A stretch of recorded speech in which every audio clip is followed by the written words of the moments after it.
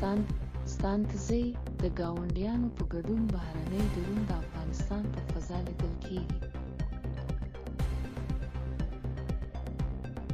د طالبانو حکومت د بهرنیو چارو وزارت مرستیال شیر محمد ستانکزی ویلي، د ځینو ګاونډیو هیوادونو په ګډون بهرنۍ بې پیلوټه الوتکې د افغانستان پر فضا چورلېږي.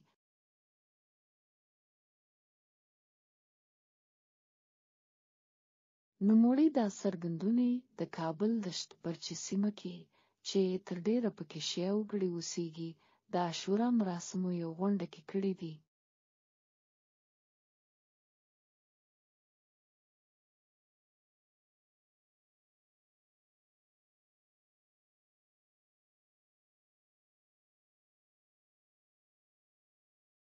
ده وویل، تاسې ګورئ چې اوس هم زموږ پر سر بهرنۍ ډرون الوتکې ګرځي. دا یوازې د امریکا بې پیلوټه الوتکې نه دي، زموږ د ګاونډیانو ډرون هم دي چې ګرځي.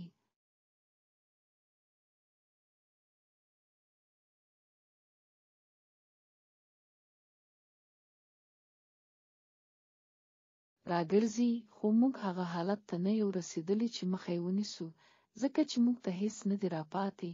موږ یې هغه وخت مخه نیولی شو چې یو بل ته لاسونه ورکړو او دا هېواد د تخنیک او دفاعي اړخه داسې جوړ کړو چې زموږ په هوایي او ځمکني حریم څوک تېری ونه شي کړی.